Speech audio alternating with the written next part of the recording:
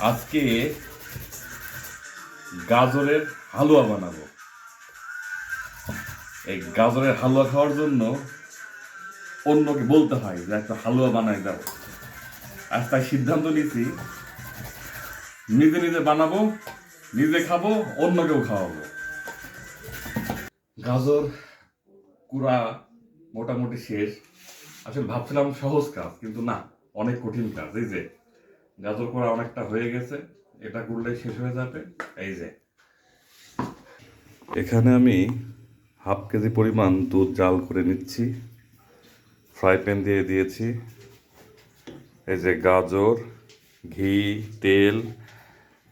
হঠাৎ করে গাজরের হালুয়া খেতে মন চাওয়ায় রান্না শুরু করছি, কিন্তু সব উপাদান আমার কাছে আপাতত নেই। তাই যা আছে এগুলা দিয়েই রান্না করে দেখি কেমন হয়। হালকা একটু তেল দিয়ে দিলাম,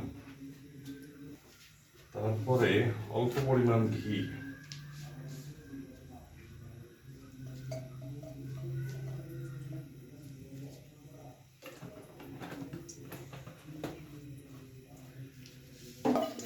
দিয়ে আগে একটু নেড়ে নেই। একটু মশলা দিয়ে দেই, তেজপাতা দিয়ে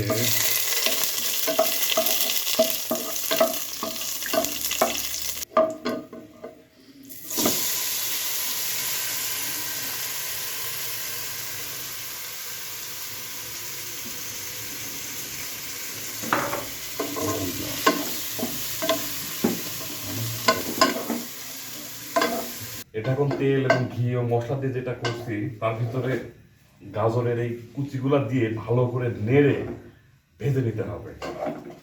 দেখা যাক কি হয়।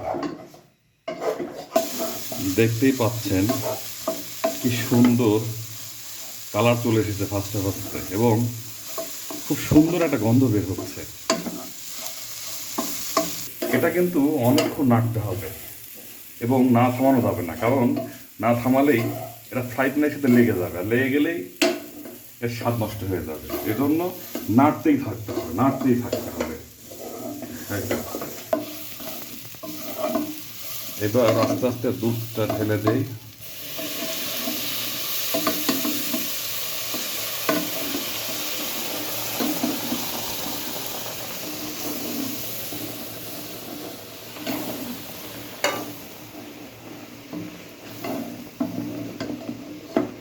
এটা এবার ঢাকনা দিয়ে ঢেকে দেই। ঢেকে দিলে সহজে সিদ্ধ হয়ে যাবে।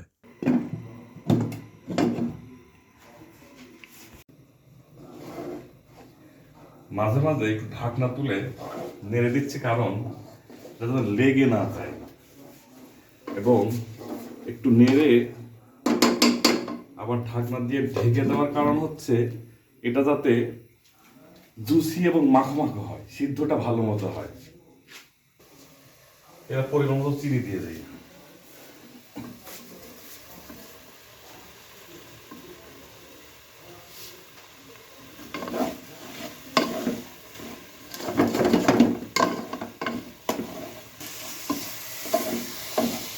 গাজরের হালুয়া অলমোস্ট ডান। এখন এর ভিতরে একটু হালকা করে ঘি দিয়ে দিই।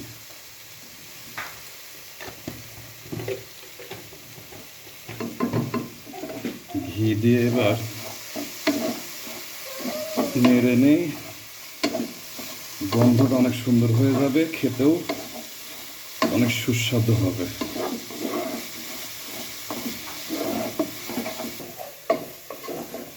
যতটা সহজ মনে করেছিলাম আসলে অতটা সহজ না। নাড়তে নাড়তে হাত ব্যথা হয়ে গেছে। এই জন্যেই বউদের বললে রান্না করে দিতে চায় না গাজরের হালুয়া।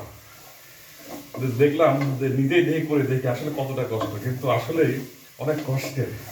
এরপরে নিজে করে আর খাবো না, বউকে দিয়ে করাই খাবো। কারণ বউ করলেই আরামে বসে বসে খাওয়া যায়, নিজের কষ্ট লাগে না। হালুয়া তৈরি শেষ হয়ে গিয়েছে। এই যেরকম আঠালো আঠালো হয়ে গেলে নামায় ফেলতে হবে, কারণ এখন সময় আর নাই। নামায়ে পরিবেশন করার পালা। এই যে হালুয়া রেডি হয়ে গেছে। এখন এর উপরে কিশমিশ দিয়ে একটু ডেকোরেশন প্লাস স্বাদ দুইটাই বৃদ্ধি করব, সাথে একটু কাজু বাদাম। দেখতেই পাচ্ছেন কেমন কালার, দেখেই বোঝা যাচ্ছে চরম ইয়ামি এবং টেস্টি হবে, একদম মাখো মাখো। এখন একটু ঠান্ডা হলে খেয়ে দেখবো ইনশাল্লাহ। আরিশা, এই যে বাবা গাজরের হালুয়া বানাই নিয়ে আসছে, এবার খেয়ে বলতে হবে আসলে মায়ের মতো হয়েছে কিনা বা কেমন হয়েছে।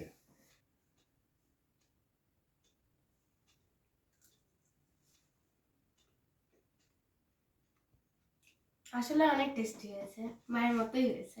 আচ্ছা, এবার যেহেতু নিজ হাতে বানিয়েছি, এবার একটু খেয়ে দেখি আসলে খাওয়ার উপযোগী হয়েছে কিনা, নাকি আবার আরিশা মানে হাওয়া দিচ্ছে।